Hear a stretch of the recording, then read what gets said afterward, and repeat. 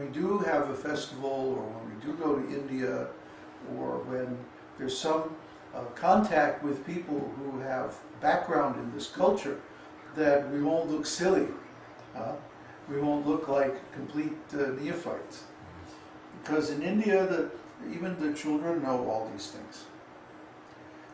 So if someone gets this cultural background, then this is very fortunate. Srila Prabhupada said that Lord Chaitanya instructed everyone born in India to preach this movement all over the world. It's a famous verse. Bharata Bhumite Hoila. If you're born in India, then you have to teach this Bhagavat Dharma. And of course that means the system of religion or spiritual practice given in Srimad Bhagavatam.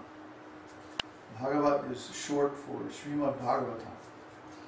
And there's the book Bhagavat, and there's the person Bhagavat. The person who is living according to that book. See? And what is the first thing that Srimad Bhagavatam says?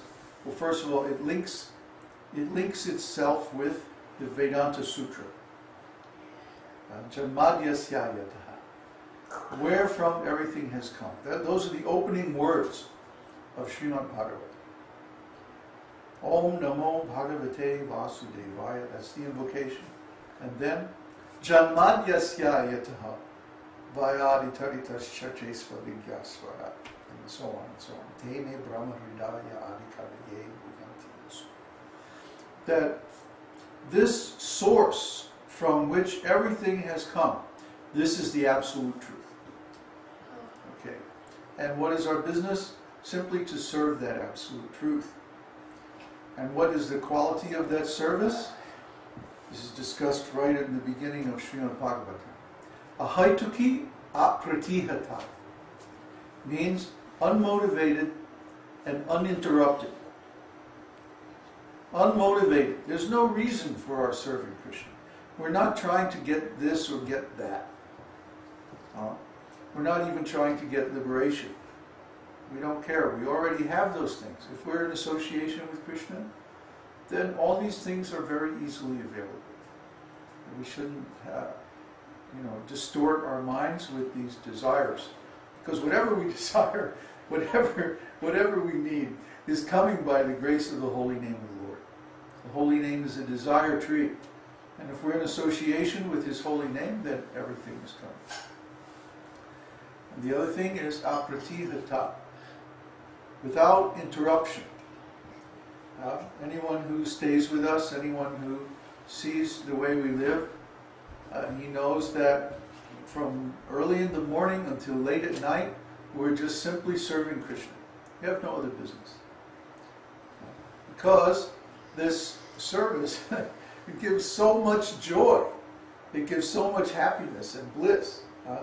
It gives so much happiness and so much bliss that we don't even care about happiness and bliss. Everybody in this world is struggling to become happy. But we don't have to struggle to become happy because Krishna is there and Krishna is the source of all happiness. So when we serve Him, automatically we become happy without any other endeavor. So in that case, happiness is not very important to the devotee. Just like if someone is born into a family, a very, very rich family, and they get a big inheritance, and they have, expense account, and everything is paid, and big, big house, and nice facility for everything. They don't care for money. They're not in anxiety about money. They're not anxious for anything. Similarly, someone who's engaged in the service of Krishna, they're automatically so happy that they don't care for happiness. It's not very important. It's like water. It's like air. It's freely available everywhere. So why should I endeavor for it? Why should I make a big deal out of it? Happiness is there as long as we're in association with Krishna.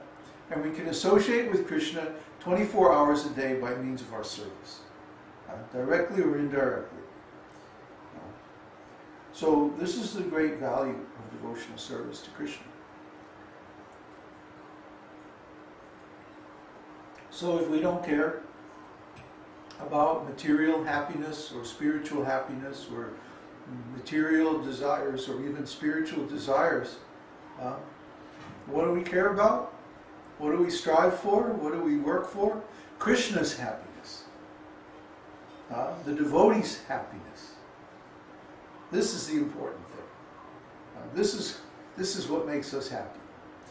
When Krishna sees that we're working to please him and please his devotees, then he gives us 10 million times more happiness. I'm not exaggerating either.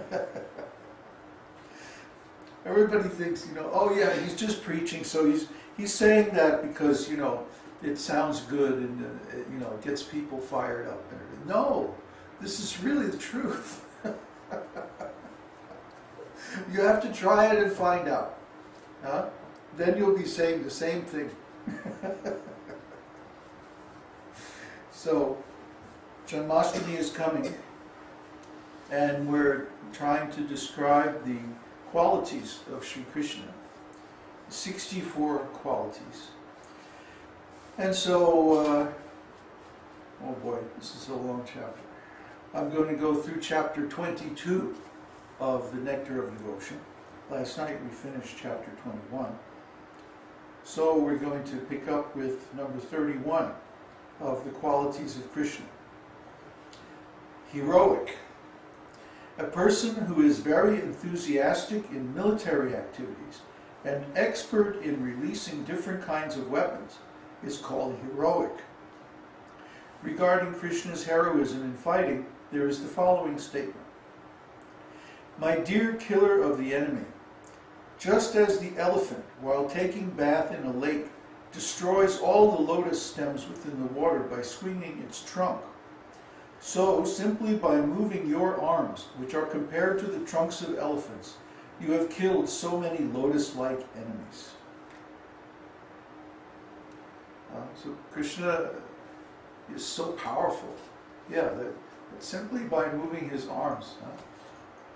Just like it's described in the pastimes of Lord Nrsimhadev, that he was attacked by all of Hiranyakashipu's soldiers and bodyguards. And so he manifested thousands of arms, and without any weapons, just by the nails on his hands. He was swinging his arms like this and chopped them all into little pieces. So thousands of arms. Can you imagine? How is it possible? But for Krishna, anything is possible. No problem. He's very heroic. Regarding Krishna's expertise in releasing weapons, when Jarasandha and 13 divisions of soldiers attacked Krishna's army, they were unable to hurt even one soldier on the side of Krishna.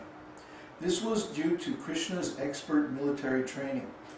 This is unique in the history of military art. Have you ever heard of a battle where there were no casualties on one side and the other side was completely annihilated? I mean, it's just unheard of. But it's there in the history of Krishna. And this is history. It's not mythology. It's not, somebody's idea or some made-up thing. But it's history. It's something that happened. It happened in India a long time ago. Of course, in the West, they have taken a tremendous energy and effort to suppress this knowledge and to bury all these truths. And when they do come out, then they call it mythology, mythology. It's only mythology. It's impossible.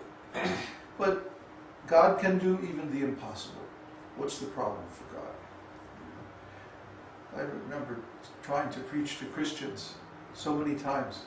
And we would say, Krishna, God appeared in this world 5,000 years ago. And they would say, that's impossible. Do you know what you're saying?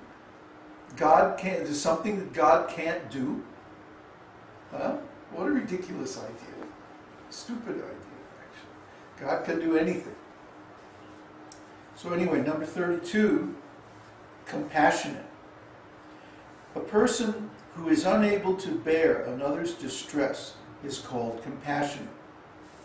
Krishna's compassion for distressed persons was exhibited when he released all of the kings imprisoned by Magadhendra. the king of Magadha. Magadha is a province, or was a province in ancient India. So this king was a real rascal. He was a demon. And when he would conquer another king, he would throw the king in jail and just keep him. I mean, this is not Kshatriya Dharma. Kshatriya Dharma, the kings, even if they conquer one another, then they form an alliance. And the other king is not actually removed from his kingdom, but he becomes a subordinate of the conquering king. And another thing is that the citizens are never harmed in these wars. The soldiers fight, and whoever is the best one on the battlefield, they win, and they take whatever is left. But they don't hurt the citizens. They don't attack the cities.